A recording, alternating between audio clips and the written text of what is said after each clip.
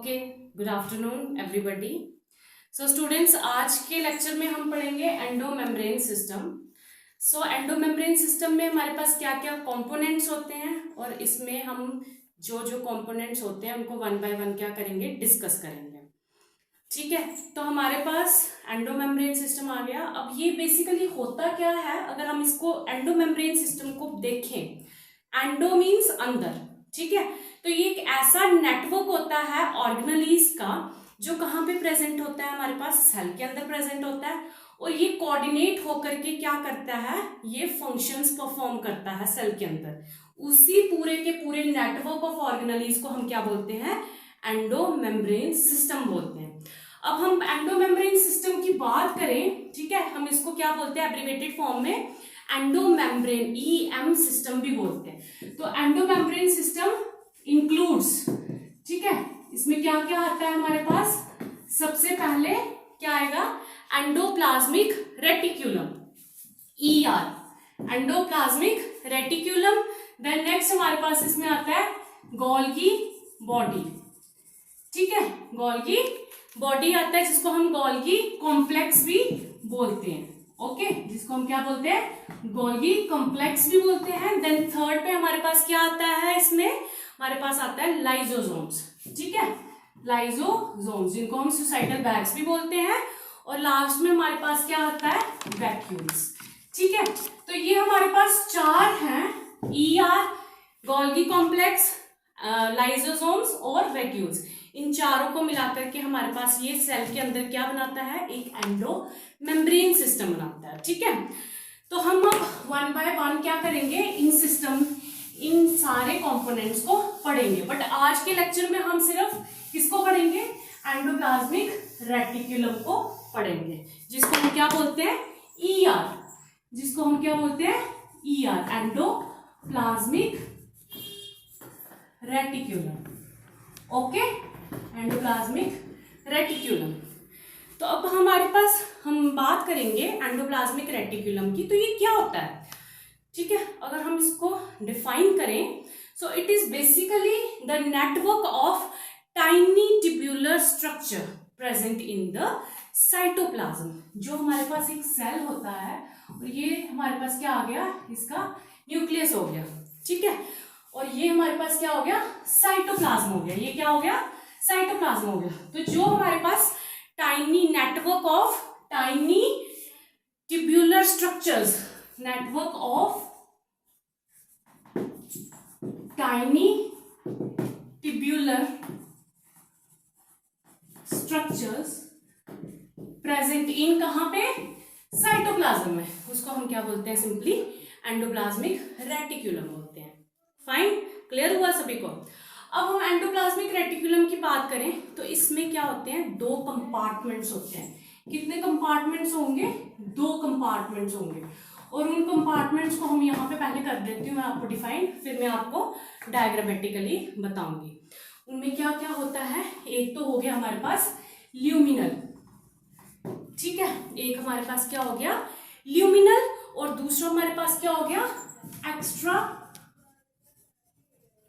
Luminal, ठीक है, luminal and extra luminal. Luminal कहां पे होता है, इनसाइड आपके पास ER में, एंडोप्लाज्मिक रेटिक्यूलम में, और ये कहां पे होता है, साइटोप्लाज्म में। अब हम सिंपली इसको थ्रू डायग्राम समझेंगे। तो बेसिकली क्या होता है, ये हमारे पास न्यूक्लियस आ गया, यहीं से आपके पास क्या हो गया, एंडोप्लाज्मिक रेटिक्यूलम आ जाएगा, ठीक है। तो हमारे पास इसी को हम एनलार्ज व्यू में अगर देखें तो ये कैसा होगा,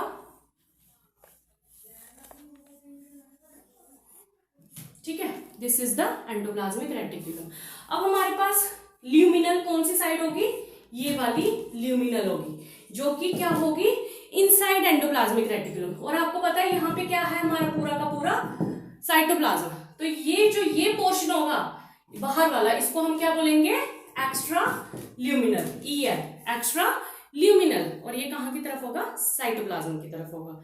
ये समझ में आया सभी को, दो कंपार्टमेंट्स। अब हम बात करेंगे कंपार्टमेंट्स के बाद हम बात करेंगे इनके कंपोनेंट्स की, कि ER में कौन से क्या होते हैं, कंपोनेंट्स प्रेजेंट होते हैं हमारे पास, ठीक है। तो हमारे पास कंपोनेंट्स कौन से हैं ईआर में? 3 कंपोनेंट्स ऑफ ईआर, ठीक है, कंपोनेंट्स ऑफ ईआर। तो पहला हमारे पास क्या आएगा? सिस्टर्ने। पहला कौन सा कंपोनेंट आएगा? सिस्टर्ने।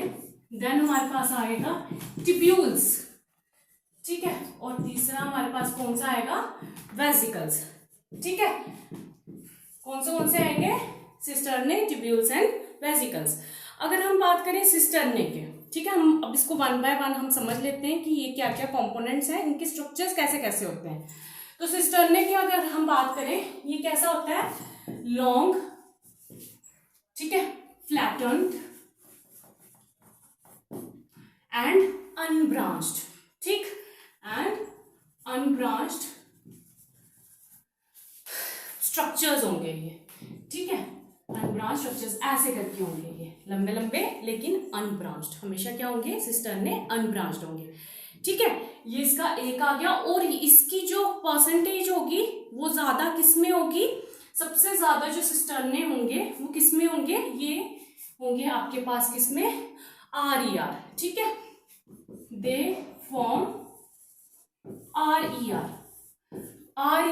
और साथ में SCR। ये मैं आगे आपको एक्सप्लेन करती हूँ, इनके टाइप्स हैं और ये क्या क्या होते हैं, बट अभी आप याद रखो RER, रफ एंडोप्लाज्मिक रेटिकुलम, ठीक है, ये इसको मेनली बनाएंगे।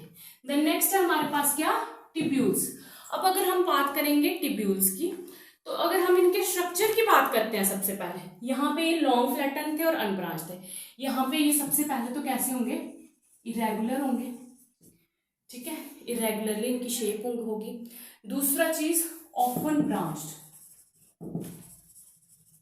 ठीक है, ये कभी कभार ब्रांच्ड भी हो सकते हैं और कभी कभार ये अनब्रांच्ड भी हो सकते हैं। Tube like structures,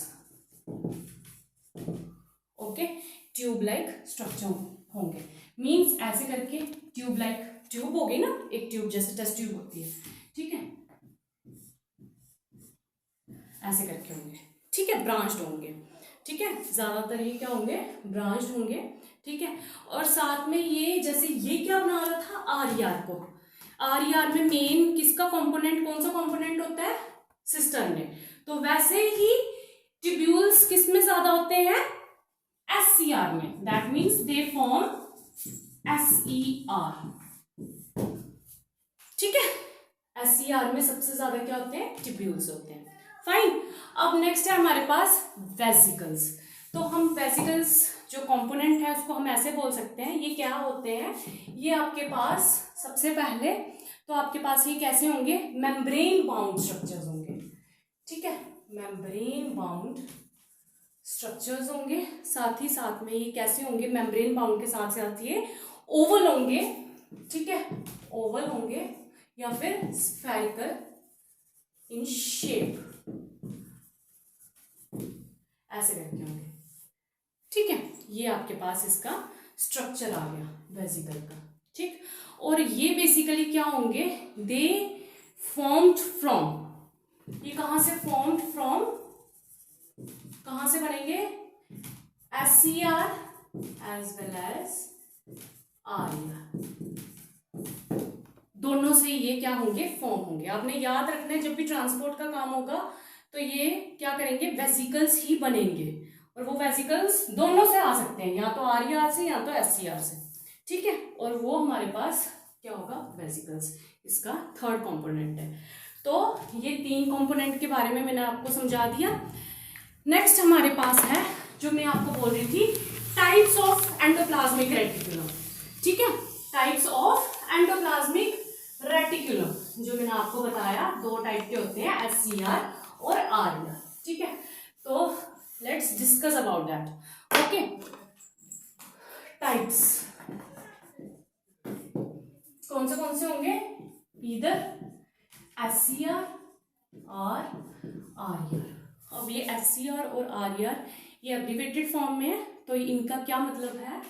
SCR means smooth endoplasmic reticulum, ठीक है, स्मूथ एंडोप्लाज्मिक रेटिकुलम। और ये RER क्या है? Rough endoplasmic reticulum. ठीक है, smooth endoplasmic reticulum and rough endoplasmic reticulum. Let's discuss it by taking the difference between the two. इससे आपको डिफरेंस भी क्लियर हो जाएगा और आपको इन दोनों का स्ट्रक्चर और फंक्शन भी समझ में आ जाएगा। फाइन, तो हम यहाँ पे आरिया लिख देते हैं सबसे पहले, जिसको आप क्या बोलते हो, रफ एंडोप्लाज्मिक रेटिकुलम, और एससीआर लिख देते हैं, जिसको आप स्मूथ एंडोप्लाज्मिक रेटिकुलम बोलते हैं। ठीक है, सबसे पहला बेस, तो सबसे पहला जो होगा राइबोसोम्स। अब आपको पता है कि राइबोसोम्स सेल के अंदर यूकैरियोटिक सेल में होंगे तो वो कौन से टाइप के होंगे, एटीएस टाइप के होंगे। ठीक है, तो अब अगर रफ एंडोप्लाज्मिक रेटिकुलम होगा तो यहाँ पे राइबोसोम्स प्रेजेंट होंगे, इसके साथ क्या लगे हुए होंगे, तो that means ribosomes are present in case of RER, rough endoplasmic reticulum, and in case of SCR ribosomes are absent. तो इस बेसिस पे इनकी टर्मिनोलॉजी हमने की हुई है। जो आरईआर होता है उसको ग्रैन्युलर एंडोप्लाज्मिक रेटिकुलम भी बोलते हैं और इसको ए ग्रैन्युलर एंडोप्लाज्मिक रेटिकुलम भी बोलते हैं। और ग्रैन्युलर क्यों बोलते हैं, क्योंकि due to the presence of ribosomes, तो ये bead like structure, granule like structures की हम जब इलेक्ट्रॉन माइक्रोस्कोप में देखेंगे तो ये कैसे दिखेंगे हमें, bead like structures endoplasmic reticulum पे, that is why we call it as granular. ठीक है, और यहाँ पे हमारे पास राइबोसोम्स ही नहीं है, तो अगर राइबोसोम्स नहीं होंगे तो वो ग्रैन्युलर फॉर्म नहीं, that is a granular means without granules. समझ में आया सभी को। अब नेक्स्ट है, इसमें हमारे पास क्या है, कंपोनेंट्स।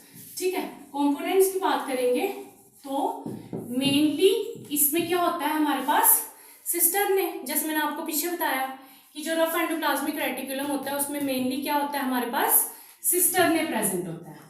ठीक है, ओके, तो और इसमें क्या होता है हमारे पास, टिब्यूल्स, सिंपल। ठीक है, ये सिंपल आ गया, आपको डिफरेंस पता चल गया। देन नेक्स्ट हमारे पास है राइबोफोरिन, जिसको हम क्या बोलते हैं, this is a glycoprotein basically. ये हम आगे इसका आपको पूरा एक्सप्लेन करेंगे कि ये क्या है और क्यों होता है। फिलहाल के लिए आप याद रखो, this is an important protein और इसका नाम राइबोफोरिन या फिर ग्लाइकोप्रोटीन बोलते हैं। और ये अगर हम बात करेंगे आरईआर में, ठीक है, रफ एंडोप्लाज्मिक रेटिकुलम में, तो वहां पे ये क्या होता है, प्रेजेंट होता है, और यहाँ पे ये क्या होता है, राइबोफोरिन।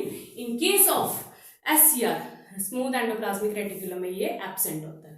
फाइन, अब हम लास्ट में इसके क्या, इन दोनों के फंक्शंस देख लेते हैं। ठीक है, अगर हम फंक्शंस की बात करें तो इनमें मेन फंक्शन आपको पता है, इसमें क्या है attach, ribosomes, and ribosomes are the, क्या बोलते हैं इनको, हम इनको बोलते हैं, ये प्रोटीन सिंथेसिस करवाते हैं, प्रोटीन फैक्ट्रीज बोलते हैं।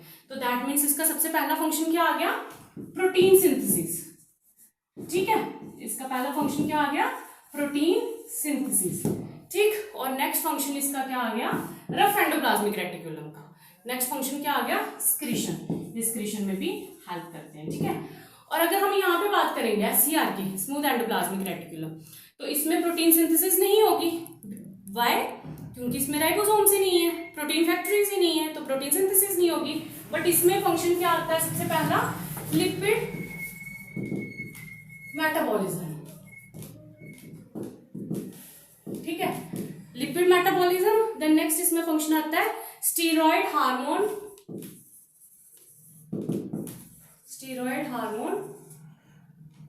सिंथेसिस, जैसे फॉर एग्जांपल टेस्टोस्टेरोन। ठीक है, एंड देन अगेन लास्ट इसका क्या हम फंक्शन ले सकते हैं, हम इसका बिल बोल सकते हैं glycogen metabolism. Glycogen metabolism in case of animals. ठीक है, क्योंकि ये प्लांट्स में नहीं होता है ग्लाइकोजन मेटाबॉलिज्म। ठीक है, तो ये सारे फंक्शंस किसके आ गए, एससीआर के, और ये सारे एससीआर के क्या क्या आ गए, इनमें फंक्शंस आ गए ये 3, और ये क्या आ गए, इसके स्ट्रक्चर कैसा होता है और राइबोसोम्स प्रेजेंट हैं या नहीं है, और ये किसका आ गया, rough endoplasmic reticulum. On the basis of this आप क्या कर सकते हो, एंडोप्लाज्मिक रेटिकुलम को एक्सप्लेन कर सकते हो। ठीक है, अब हमारे पास क्या आता है कि एंडोप्लाज्मिक रेटिकुलम का हमने भाई दो टाइप्स तो पढ़ ली, रफ एंडोप्लाज्मिक रेटिकुलम और स्मूथ एंडोप्लाज्मिक रेटिकुलम। लेकिन कई जगहों पे क्या होता है, इसकी क्या हो गई होती है, मॉडिफिकेशन हो गई होती है। ठीक है, और ये मॉडिफिकेशन क्यों करता है, कोई सेल क्यों करता है, to perform the different types of functions. ठीक है, तो हम क्या बात करेंगे अब इसमें, कौन क्या लेंगे, ईआर के अंदर ही हम लेंगे मॉडिफिकेशंस। ठीक, मॉडिफिकेशंस ऑफ ईआर। ठीक है, तो पहली मॉडिफिकेशन क्या है इसकी, सार्कोप्लाज्मिक रेटिकुलम। सार्कोप्लाज्मिक रेटिकुलम, ये बड़े बच्चों ने सुना भी होगा। सबसे पहले हम इसकी अकरेंस देख लेते हैं कि ये कहां पे, ये सार्कोप्लाज्मिक रेटिकुलम कहां पे प्रेजेंट होगा। सो इट अकर्स इन, कहां पे होगा, सबसे पहले skeletal as well as and cardiac muscles, यहां पे क्या होगा, प्रेजेंट होगा। और ये मॉडिफिकेशन, ठीक है, याद रखना है हमेशा, आपको मैंने दो टाइप बताई थी, SCR as well as RER। तो ये किसकी मॉडिफिकेशन है, होली सोली SCR। ठीक है, it is the modification of SCR। तो कभी भी क्वेश्चन आए बच्चों कि हमारे पास सार्कोप्लाज्मिक रेटिकुलम किसकी मॉडिफिकेशन है, तो ये किसकी मॉडिफिकेशन है, एंडोप्लाज्मिक रेटिकुलम की। ठीक है, अगर आपको क्वेश्चन आया ऐसे, sarcoplasmic reticulum is the modification of ER, Golgi body, lysosome या वैक्यूल, तो आपको बोलना है ER। लेकिन अगर ER में भी SCR और RER आए तो आपको क्या, किसको टिक करके आना है, SCR, मीन्स वो स्मूथ एंडोप्लाज्मिक रेटिकुलम की क्या है, मॉडिफिकेशन है। ठीक है बच्चों, समझ में आया। और साथ ही साथ में इसका क्या करता है, it stores calcium ions, Ca2 positive. ठीक है, तो ये क्या करता है, कैल्शियम आयंस को स्टोर करता है। और अगर हम इसके फंक्शन की बात करें तो इनका फंक्शन क्या होता है, सार्कोप्लाज्मिक रेटिकुलम का मसल कंट्रैक्शन। ठीक है, क्या होता है, मसल कंट्रैक्शन, क्योंकि कार्डियक मसल्स में है, तो यही जो कैल्शियम होता है, इसके इनफ्लक्स और इफ्लक्स से क्या होता है हमारे पास, ये एक लंबा प्रोसीजर है, बट हाँ आप फिलहाल के लिए क्या याद रखो कि ये मसल कंट्रैक्शन में हेल्पफुल होता है। देन हमारे पास ये तो एक मॉडिफिकेशन आ गई sarcoplasmic reticulum. The next modification इसकी क्या है, माइक्रोसोम्स। क्या है इसकी मॉडिफिकेशन, माइक्रोसोम्स। अब चलो हम माइक्रोसोम्स को पढ़ लेते हैं कि आपके पास माइक्रोसोम्स क्या होते हैं, माइक्रोसोम्स। आप सिंपली क्या करोगे, आप लैब कंडीशंस में एक सेल को, आप सेल्स को लोगे और उनको हाई स्पीड पे क्या करोगे, सेंट्रीफ्यूज करोगे। ठीक है, सेंट्रीफ्यूज करोगे तो आपके पास क्या होगा, जो सेल के क्या होंगे, सेल के ऑर्गेनेलीज वगैरह होंगे वो क्या हो जाएंगे, टूट जाएंगे, फ्रेगमेंट्स में टूट जाएंगे। वैसे ही एंडोप्लाज्मिक रेटिकुलम भी बैठा है वहां पे, तो वो टूट जाएगा, ER क्या होगा, टूट जाएगा। तो जो हम बोलेंगे कि हम जब high speed centrifugation of a cell, centrifugation of a cell जब करवाएंगे तो उसकी वजह से हमारे पास क्या बनेगा, हमारे पास एंडोप्लाज्मिक फ्रेगमेंट्स बचेंगे, फ्रेगमेंट्स कुछ आएंगे, फ्रेगमेंट्स ऑफ एंडोप्लाज्मिक रेटिकुलम। जब वो किसके साथ एसोसिएट हो जाएंगे, राइबोसोम्स। अब ये पूरा याद रखने, ये पूरा का पूरा एंडोप्लाज्मिक रेटिकुलम नहीं है बल्कि उसका फ्रेगमेंट है, तो वो एसोसिएट हो जाएंगे राइबोसोम्स के साथ, उसी को हम क्या बोलेंगे, माइक्रोसोम्स। ठीक है, उसी को क्या बोलेंगे, माइक्रोसोम्स।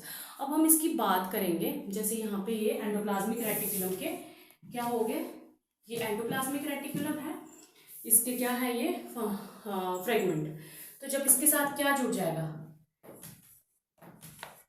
राइबोसोम्स, ये क्या आ गया, राइबोसोम्स, तो इसी बॉडी को हम क्या बोलेंगे, माइक्रोसोम। ठीक है, अब हम बात करेंगे माइक्रोसोम बनता क्यों है और इसका क्या फंक्शन होता है। तो ये हमारे पास जब हमें इसका पहले हम फंक्शन लिख देते हैं, फिर मैं आपको एक्सप्लेन करती हूँ। स्टडी ऑफ इन विट्रो, एक टर्म आ रही है in vitro, study of in vitro protein synthesis.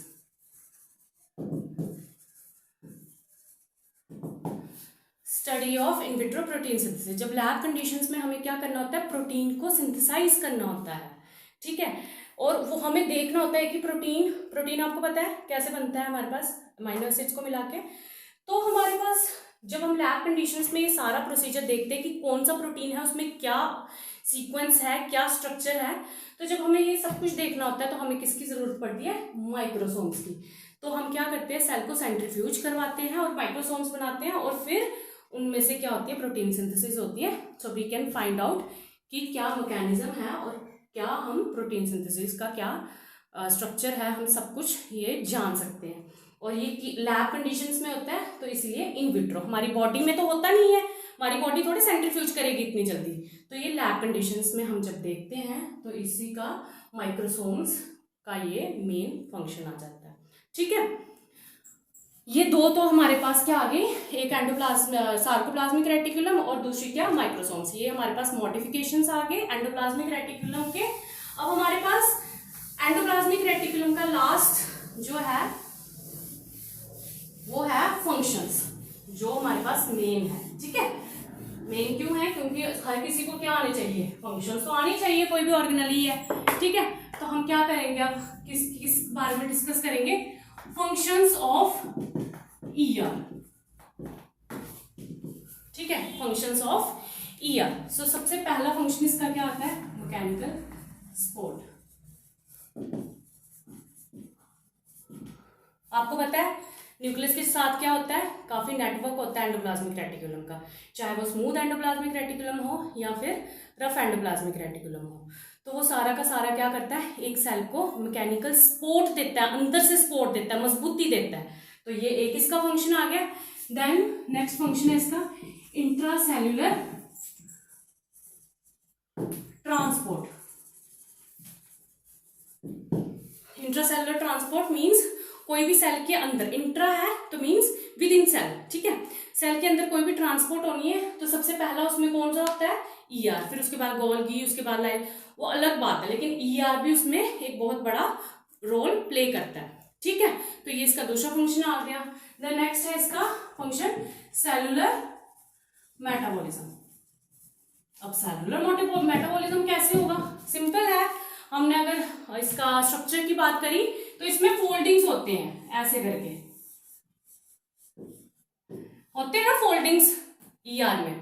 तो यही जो फोल्डिंग्स होती हैं, ठीक है, मैं आपको एक ग्राफिकल सी डायग्राम बता देती हूँ। यही जो फोल्डिंग्स होंगी ईआर में, ठीक है, तो वो क्या करेंगी, ये फोल्डिंग्स अगर ये सिर्फ ऐसे होता तो इसका सरफेस एरिया ज्यादा है, इसका सरफेस एरिया ज्यादा है, ऑब्वियसली इसका सरफेस एरिया ज्यादा है। तो ये फोल्डिंग्स होंगे और यहाँ पे अगर आर है तो यहाँ पे क्या होंगे, राइबोसोम्स अटैच होंगे पूरे में, ठीक है। ऐसे ऐसे करके पूरे में क्या होंगे, राइबोसोम्स अटैच होंगे इन केस ऑफ आर। तो हमारे पास फोल्डिंग्स होंगी तो उसकी वजह से हमारे पास क्या होगा, सरफेस एरिया इंक्रीज हो जाएगा। अब सरफेस एरिया इंक्रीज हो गया तो हमारे पास क्या हो जाएगा, उसकी वजह से हमारे पास राइबोसोम्स ज्यादा से ज्यादा उस पर क्या लग सकते हैं, ठीक है, उस पर राइबोसोम ज्यादा से ज्यादा लग सकते हैं। ऑब्वियसली राइबोसोम ज्यादा लगेंगे तो प्रोटीन सिंथेसिस ज्यादा हो जाएगी, है ना। प्रोटीन सिंथेसिस ज्यादा हो जाएगी तो मोर मेटाबॉलिक एक्टिविटी हो जाएगी सेल की,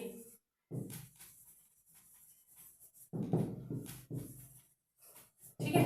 तो जो सेल्स हाईली मेटाबॉलिकली एक्टिव होते हैं, ठीक है, तो वहां पे हमारे पास क्या होता है, ईआर ज्यादा होता है। जैसे आप देखते हो प्लांट्स के अंदर जो मेरिस्टेमेटिक सेल्स होते हैं, ठीक है, क्योंकि उनको क्या करना होता है, फटाफट फटाफट क्या करना होता है, डिवाइड करना होता है, तो वहां पे ईआर ज्यादा होता है, ठीक है, आरईआर।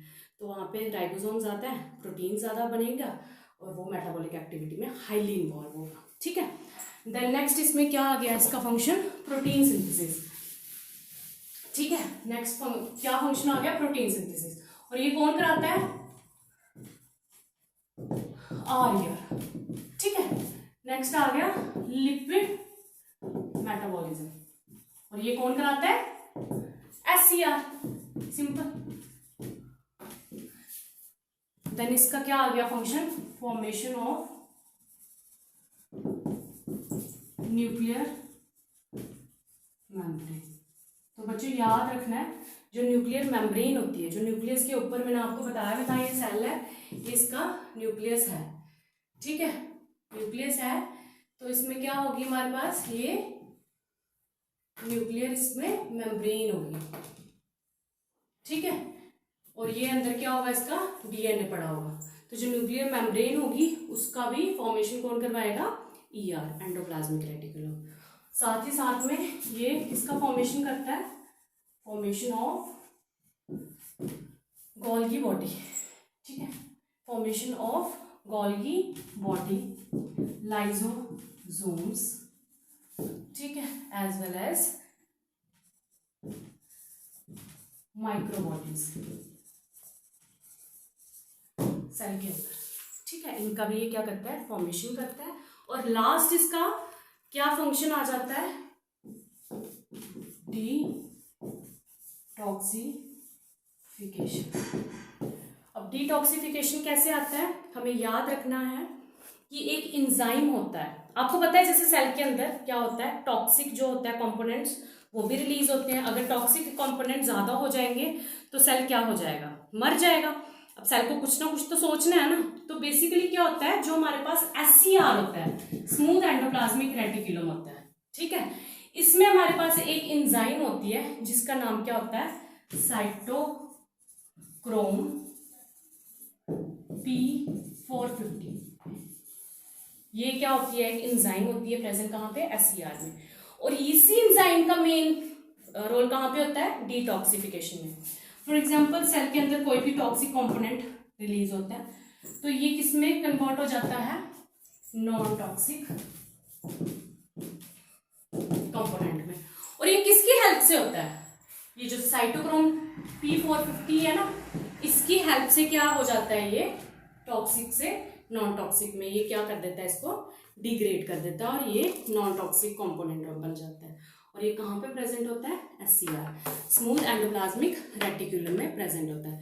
दैट मीन्स कि हम बोल सकते हैं कि ये डिटॉक्सी एंडोप्लाज्मिक रेटिकुलम जो है वो हमारे पास डिटॉक्सिफिकेशन में भी हेल्पफुल होता है। And with that your endoplasmic reticulum topic will be completed, ठीक है। And in next chapter, next lecture we will discuss about next organelle, that is Golgi body. Okay, thank you so much.